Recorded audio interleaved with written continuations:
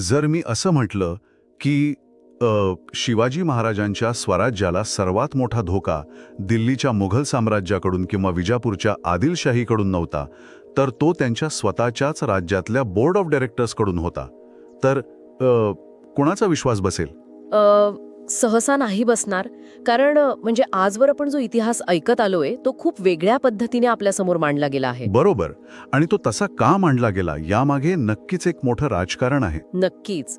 म्हणजे अनेकदा आपण इतिहासाकडे एका विशिष्ट चष्म्यातून बघतो, पण जेव्हा आपण जुने दस्तऐवज आणि मूळ संदर्भ उघडून पाहतो तेव्हा एक पूर्णपणे वेगळंच आणि अचंबित करणारं वास्तव समोर येतं. एक्झॅक्टली. आणि म्हणूनच आजच्या आपल्या या सखोल चर्चेत आपण त्याच वास्तवाचा वेध घेणार आहोत. होय. आज आपल्याकडे अभ्यासासाठी एक अत्यंत प्रभावी, तितकंच स्फोटक आणि कायम चर्चेत राहिलेलं पुस्तक आहे गोविंद पानसरे लिखित शिवाजी कोण होता. हे पुस्तक खरोखरच खूप महत्वाचं आहे. अगदी. आणि आपला उद्देश आज अगदी स्पष्ट आहे. म्हणजे तलवारी, घोडदौड आणि निव्वळ लढायांच्या कथा या पलीकडे जाऊन एका रयतेचा आणि कल्याणकारी राजाच्या ऐतिहासिक वास्तवाचा आपल्याला शोध घ्यायचा आहे. बरोबर. पण हे आपण सुरुवातीला स्पष्ट करूया की ही चर्चा कोणत्याही विशिष्ट राजकीय किंवा धार्मिक विचारधारेची बाजू घेणारी नसेल.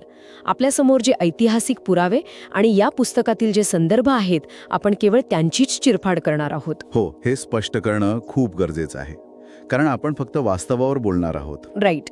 तर पुस्तकाच्या अगदी सुरुवातीलाच एक फार महत्वाचा आणि मूलभूत फरक पानसरे स्पष्ट करतात.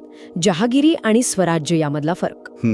हा खूप बेसिक पण महत्वाचा मुद्दा आहे. म्हणजे आपण नेहमी स्वराज्य संस्थापक हा शब्द ऐकतो, पण मला सांगा, त्या काळात इतरही अनेक राजे होतेच ना? हो, होतेच की. मग शिवाजी महाराजांनी जे निर्माण केलं त्यात असं काय वेगळं होतं? हाच तो सर्वात महत्त्वाचा धागा आहे जिथून ही सगळी चर्चा सुरू होते.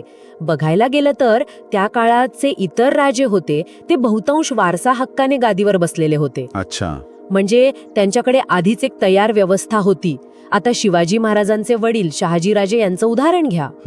ते स्वतः एक अत्यंत पराक्रमी आणि मोठे सरदार होते, पण ते आदिलशहा किंवा निजामशाह यांच्या पदरी होते. त्यांना त्यांच्या पराक्रमाबद्दल जहागिरी मिळत असे. म्हणजे जहागिरी म्हणजे नेमकं काय असायचं? जहागिरी म्हणजे एखाद्या विशिष्ट प्रांताचा महसूल गोळा करण्याचा अधिकार. पण शिवाजी महाराजांनी ही दुसऱ्याची चाकरी नाकारली आणि स्वतःचं एक शून्यातून एक सार्वभौम राज्य उभं केलं. बरोबर. पण इथे खरी मेख अशी आहे की हा फरक फक्त राजकीय सत्ता कुणाची आहे एवढ्यापुरता मर्यादित नव्हता. मग तो नेमका कुठे होता? कारण वरवर पाहता मला तरी सत्तांतर हाच मुख्य मुद्दा वाटतो. नाही, खरा फरक होता तत्कालीन आर्थिक आणि सामाजिक रचनेत. म्हणजे कसं? मुघल आणि आदिलशाहीच्या आक्रमणांबद्दल बोलतो, पण त्या काळात सामान्य शेतकऱ्यांचा म्हणजे रयतेचा खरा रोजचा संघर्ष या बाहेरील सत्तांशी नव्हताच. अरे बापरे, मग कोणाशी होता? त्यांचा खरा संघर्ष होता गावातल्या वतनदारांशी. वतनदार? हो. देशमुख, पाटील, कुलकर्णी हे जे वंशपरंपरागत चालत आलेले वतनदार होते ते रयतेची प्रचंड पिळवणूक करत असत. अच्छा, म्हणजे गाव पातळीवरचे नेते म्हणू शकतो आपण. अगदी. जमिनीच्या उत्पन्नाचा मोठा हिस्सा ते स्वतःकडे ठेवत आणि वरच्या सुलतानाला फक्त ठराविक रक्कम पोचवत. या वतनदारांचे स्वतःचे सैन्य असे, स्वतःचे कायदे असत. ते एका अर्थाने गावातले छोटे राजेच होते. हे ऐकल्यावर मला आजच्या कॉर्पोरेट जगातल्या सप्लाय चेनची आठवण येते. कसं काय? म्हणजे हे वतनदार एका अर्थाने मिडलमॅन किंवा दलाल होते, जे सामान्य शेतकरी आणि मुख्य सत्ता यांच्यामध्ये बसून स्वतःचा फायदा करून घेत होते. अगदी अचूक उपमा आहे ही. आणि महाराजांनी हेच मिडलमॅन कायमचे काढून टाकले, बरोबर? होय. महाराजांनी बरोबर या शोषणाच्या साखळीवरच घाव घातला. त्यांनी वतनदारांची मनमानी मोडीत काढली. त्यांना स्पष्ट बजावलं की तुमचा महसूल गोळा करण्याचा अधिकार आता संपला आहे. क्या बात आहे. म्हणजे थेट प्रस्थापितांना धक्का. नक्कीच. महाराजांनी जमिनीची अधिकृत मोजणी केली, जमिनीची प्रत ठरवली आणि शेतकऱ्याला आपला कर थेट सरकारी खजिन्यात जमा करण्याची पारदर्शक पद्धत सुरू केली. वतनदारांना आता फक्त सरकारकडून ठराविक पगार मिळू लागला. पण इथे मला एक प्रश्न पडतो. सांगा ना. म्हणजे मुघलांशी लढणे एक वेळ समजण्यासारखं आहे, पण गावातल्या प्रत्येक शक्तिशाली वतनदाराशी म्हणजे इथल्या प्रस्थापित धनदांडग्यांशी पंगा घेणं हे तर राजकीय आत्महत्येसारखं नाही का? बघायला गेलं तर तसंच वाटतं. मग हे धाडस त्यांनी कसं केलं? हाच तर महाराजांच्या राजकीय मुत्सद्देगिरीचा आणि दूरदृष्टीचा सर्वोच्च बिंदू आहे. त्यांना माहीत होतं की हे वतनदार दुखावले जातील, पण त्यांना हेही माहीत होतं की जोपर्यंत सामान्य शेतकरी सुखी होत नाही तोपर्यंत खऱ्या अर्थाने स्वराज्य उभं राहणार नाही. या एका निर्णयामुळे शतकानुशतके चालत आलेली आर्थिक शोषणाची साखळी उद्ध्वस्त झाली. आणि जमीन कसणाऱ्याला खऱ्या अर्थाने दिलासा मिळाला असेल. एक्झॅक्टली.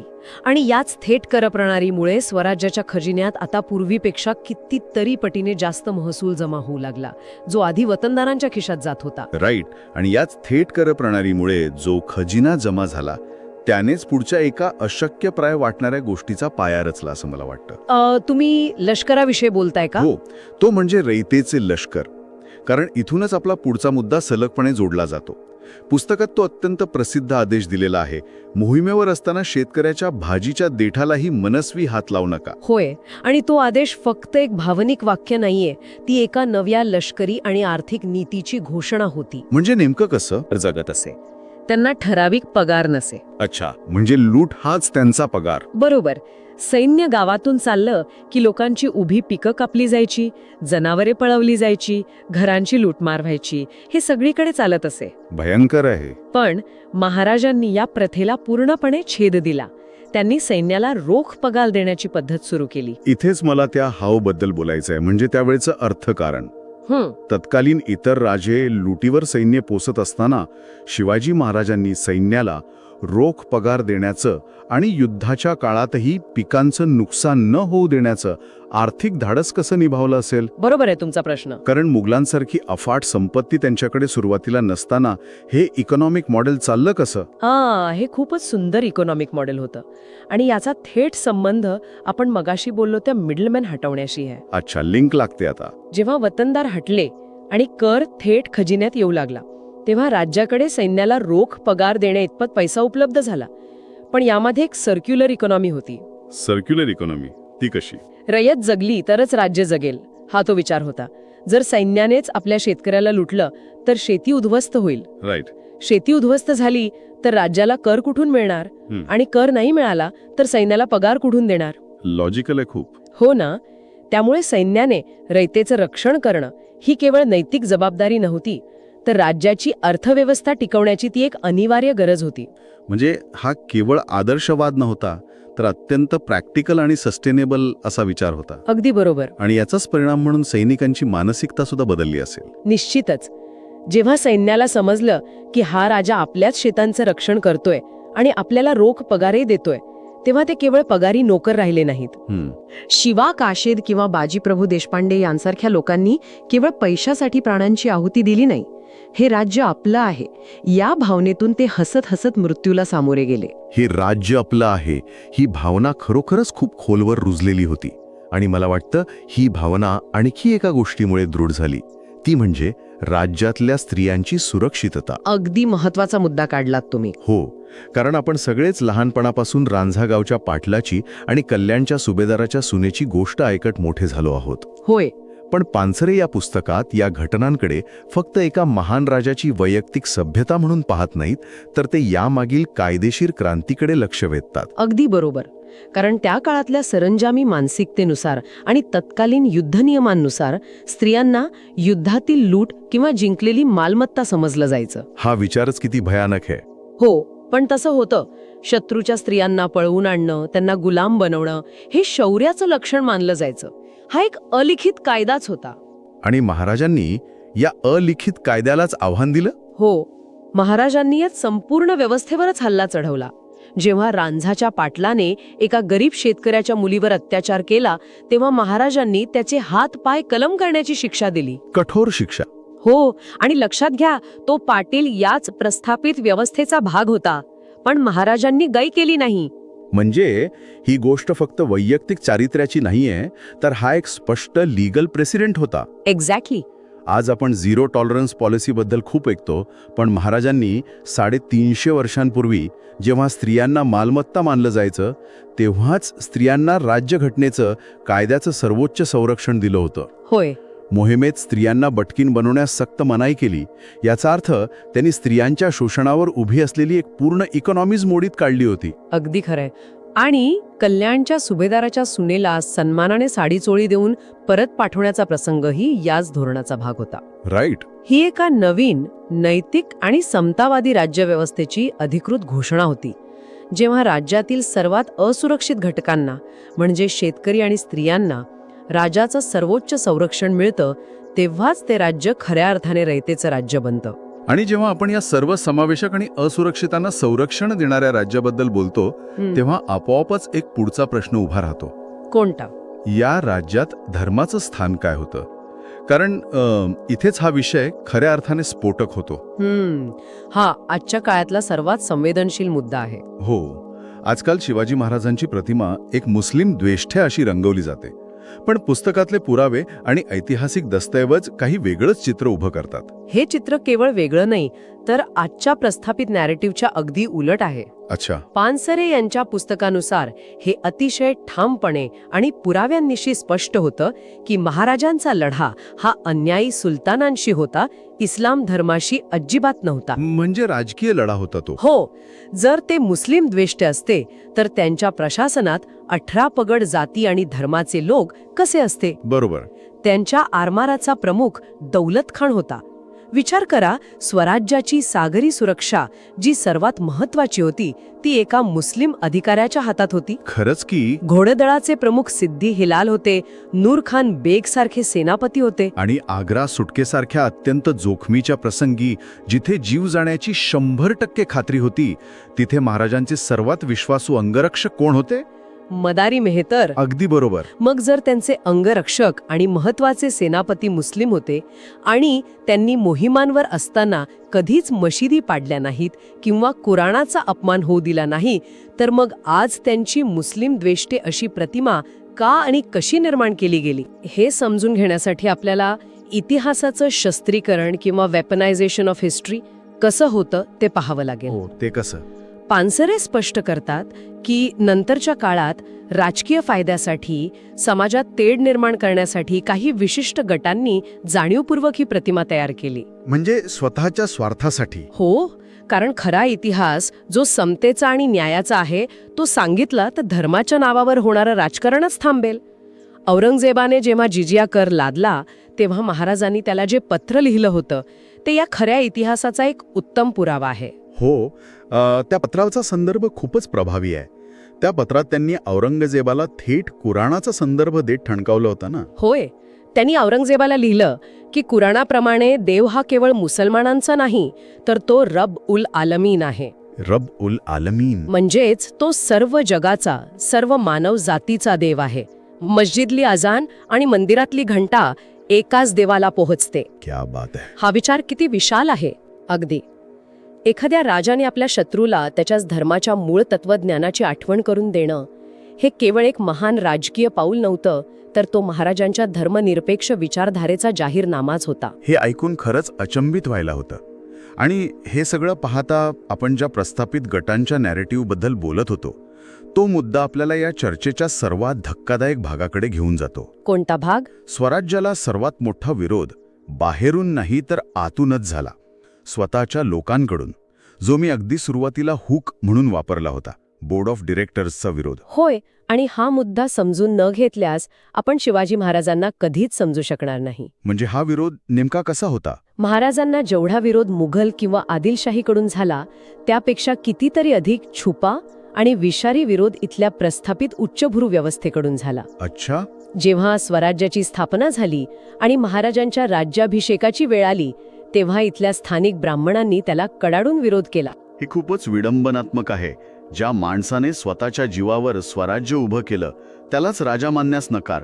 आणि कारण काय होतं यामागे? कारण होतं धर्मशास्त्र. धर्मशास्त्रानुसार केवळ क्षत्रिय राजा होऊ शकतो आणि या प्रस्थापित व्यवस्थेच्या मते महाराज जन्माने शूद्र होते. अरे बापरे. त्यामुळे शूद्र व्यक्ती राजा कशी होऊ शकते हा त्यांचा मुख्य आक्षेप होता. ज्या माणसाने शून्यातून इतकं मोठं साम्राज्य उभं केलं त्याचं अफाट कर्तृत्व बाजूला ठेवून त्याची जात पाहिली गेली. हे तर सारच वाईट आहे. म्हणूनच शेवटी काशीहून गागा भट्टांना प्रचंड पैसा देऊन बोलावून आणावं लागलं आणि राज्याभिषेक करून घ्यावा लागला. म्हणजे हा विचार करा, एखाद्या माणसाने स्वतःच्या रक्ताचं पाणी करून एक अवाढव्य कंपनी उभी करावी. तो त्या कंपनीचा फाउंडर असावा आणि कंपनी यशस्वी झाल्यावर त्याच्याच बोर्ड ऑफ डिरेक्टर्सनी त्याला सांगायचं की तुझी पार्श्वभूमी किंवा जात आमच्या लेवलची नाहीये, त्यामुळे तू CEO बनू शकत नाहीस. हे भयानक आहे. अतिशय चपखल उपमा दिलीत तुम्ही. आणि हा विरोध फक्त राज्याभिषेकापुरता मर्यादित नव्हता. अजूनही काही होतं? हो. जेव्हा मुघलांचा सरदार मिर्झाराजे जयसिंग प्रचंड फौज घेऊन स्वराज्यावर चालून आला, तेव्हा इथल्या काही स्थानिक उच्चभ्रू लोकांनी महाराजांच्या पराभवासाठी आणि जयसिंगच्या विजयासाठी कोटचंडी यज्ञ केला होता. काय सांगताय? आपला स्वतःचा राजा हरावा म्हणून होमहवन आणि प्रार्थना, हे का? कारण महाराजांनी वतनदारी मोडीत काढली होती. त्यांनी सामान्य शेतकऱ्याला अधिकार दिले होते.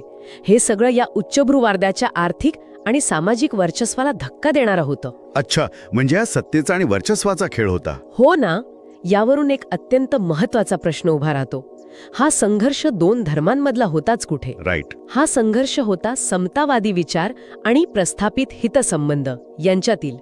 म्हणूनच महात्मा फुले यांनी जेव्हा महाराजांचे खरे स्वरूप ओळखले, तेव्हा त्यांनी महाराजांना गोब्राह्मण प्रतिपालक न म्हणता कुळवाडी भूषण हा शब्दच सगळा इतिहास सांगून जातो. अगदी. आत्तापर्यंतच्या चर्चेत आपण लष्कर, समाजकारण आणि राजकारण पाहिलं, पण याच दृष्ट्या राजाचे आणखी काही पैलू आहेत जे आपण शाळेच्या पुस्तकांमध्ये अनेकदा मिस करतो. कोणते पैलू? ते म्हणजे पर्यावरण रक्षण आणि त्यांची अत्यंत प्रगत अशी व्यापार नीती. पुस्तकात एक फार सुंदर संदर्भ आहे आरमार उभारणीचा. हो. आणि तो संदर्भ महाराजांचं मॅनेजमेंट आणि त्यांचं विजन दाखवून देतो. महाराजांना स्वतःचं आरमार उभं करायचं होतं, ज्यासाठी उत्तम दर्जाचं लाकूड हवं होतं. पण त्यांनी स्पष्ट आदेश दिले होते की लाकूड हवं असलं तरी आंबा आणि फणसाच्या झाडांना अजिबात शात लावायचा नाही. आणि यामागचं कारण फक्त भावनेपुरतं मर्यादित नव्हतं, बरोबर? अजिबात नाही. ते म्हणतात की रयतेने ही झाडे लेकरांसारखी वाढवलेली असतात, पण त्याहीपेक्षा महत्वाचं म्हणजे ही फळझाडं शेतकऱ्याच्या उत्पन्नाचं साधन असतात. राईट. ती तोडल्यास रयतेचं कायमस्वरूपी आर्थिक नुकसान होईल. आज आपण ज्या सस्टेनेबल डेव्हलपमेंट आणि पर्यावरणाच्या समतोलाविषयी एवढ्या मोठ्या परिषदा घेतो, महाराजांनी ते धोरण 350 वर्षांपूर्वी प्रत्यक्ष अंमलात आणलं होतं. हे खरंच थक्क करणारं आहे. आणि फक्त पर्यावरणच नाही तर मानवी हक्क आणि स्थानिक अर्थव्यवस्थेचं संरक्षण यातही ते किती पुढे होते हे डच व्यापाऱ्यांसोबतच्या करारावरून दिसतं. होय. तो करार खूप महत्वाचा आहे. त्यांनी डचांसोबत करार करताना गुलामांच्या खरेदी विक्रीवर सक्त बंदी घातली होती, बरोबर? होय. युरोपियन लोक जगभर गुलामांचा व्यापार करत होते, पण महाराजांनी स्पष्ट आदेश दिला की आमच्या राज्यात कोणत्याही माणसाची खरेदी विक्री होणार नाही. ग्रेट. 17व्या शतकात मानवी अधिकाऱ्यांबद्दलचा हा विचार थक्क करणारा आहे. यासोबतच त्यांनी लोकल इकॉनॉमी वाचवण्यासाठी जे पाऊल उचललं तेही अभूतपूर्व होतं. ते मिठाच्या व्यापाराबद्दल ना? हो. कोकणातल्या मिठागरांना संरक्षण देण्यासाठी त्यांनी परदेशी मालावर, विशेषतः बाहेरून येणाऱ्या मिठावर मोठा कर लावला, जेणेकरून परदेशी मीठ महाग होईल आणि स्थानिक मिठाचा व्यापार टिकून राहील. 17व्या शतकातला एक राजा जो गुलामांच्या व्यापारावर अधिकृत बंदी घालतो, निसर्गाच्या संवर्धनाचा विचार करतो आणि अशी इकॉनॉमिक पॉलिसी राबवून स्थानिक व्यापाऱ्यांना बळ देतो. आपण इतिहासाच्या पुस्तकात हे पैलू का शिकत नाही? आपल्याला फक्त त्यांनी किती शत्रू मारले हेच का सांगितलं जातं? कारण हे पैलू महाराजांना एका अतिशय बुद्धिमान प्रशासक आणि द्रष्ट्या नेत्याच्या रूपात समोर आणतात. अच्छा. हे मुद्दे जर लोकांपर्यंत पोचले तर लोकांना विचार करण्याची सवय लागेल. ते आजच्या व्यवस्थेला प्रश्न विचारू लागतील आणि प्रस्थापितांना कधीच प्रश्न विचारणारी जनता नको असते. त्यांना फक्त भावनेच्या भरात जय जयकार करणारी जनता हवी असते. अगदी 100% खरं आहे हे. आणि अगदी इथूनच आपण या सखोल चर्चेच्या निष्कर्षाकडे आणि एका मोठ्या सत्याकडे येतो. होय. गोविंद पानसरे यांच्या पुस्तकानुसार आज 2 शिवाजी आपल्यासमोर उभे केले जातात. बरोबर. एक आहे प्रस्थापितांचा शिवाजी, ज्याचा वापर केवळ राजकारणासाठी, स्वतःचे स्वार्थ साधण्यासाठी, दंगली घडवण्यासाठी आणि फक्त मोठ्या घोषणा देण्यासाठी होतो. पानसरे अशा अनुयायांना अत्यंत परखड शब्दात भोंदू भक्त म्हणतात. आणि दुसरा आहे तो खरा रयतेचा शिवाजी, ज्याने खऱ्या अर्थाने समतेचे, न्यायाचे आणि सुरक्षितेचे राज्य निर्माण केले. राईट. ज्याने वतनदारी मोडीत काढली, रयतेच्या भाजीच्या देठाची काळजी घेतली, स्थानिक अर्थव्यवस्थेला बळ दिलं आणि धर्माच्या पलीकडे जाऊन माणसाला माणूस म्हणून जगण्याचा अधिकार दिला. हे सगळं ऐकल्यानंतर खरोखरच डोळे उघडतात. जेव्हा आपण या ऐतिहासिक वास्तवाच्या खोलात जातो तेव्हा आपल्याला केवळ एक काल्पनिक देवमाणूस दिसत नाही, तर आपल्याला दिसतो एक अत्यंत बुद्धिमान, प्रस्थापितांशी सातत्याने संघर्ष करणारा आणि समतेचा पुरस्कर्ता असा हाळा मांसाचा नेता. अगदी बरोबर. आणि म्हणूनच खरा इतिहास तोच असतो जो आपल्याला अस्वस्थ करतो, आपल्या जुन्या समजुतींना धक्का देतो आणि आपल्याला नव्याने विचार करायला भाग पाडतो. तर आजच्या या सखोल चर्चेच्या शेवटी मी सर्वांसाठी जाता जाता एकच पण अत्यंत विचारप्रवर्तक मुद्दा सोडून जातो. जेव्हा एखादा समाज एका महान आणि क्रांतिकारक नेत्याला थेट देवाची पदवी देतो आणि त्याला देव्हाऱ्यात नेऊन बसवतो, तेव्हा तो समाज खऱ्या अर्थाने त्या नेत्याचा सन्मान करत असतो की त्या नेत्याचे कठीण आणि समतावादी विचार प्रत्यक्ष आयुष्यात आचरणात आणण्याची जबाबदारी सोयीस्करपणे झटकून टाकत असतो. कारण मूर्तीची पूजा करणं अतिशय सोपं आहे, त्याला काहीच कष्ट लागत नाहीत. पण त्या मूर्तीचे विचार प्रत्यक्ष जगणं अत्यंत अवघड आहे. यावर नक्की विचार करा. आपण पुन्हा भेटूच अशाच एका नव्या विषयासोबत पुढच्या सखोल चर्चेत. तोपर्यंत वाचत रहा, शोधत रहा आणि मुख्य म्हणजे प्रश्न विचारत रहा. वाचनाचा आणि विचारांचा हा प्रवास असाच सुरू राहू दे. ऐकल्याबद्दल धन्यवाद.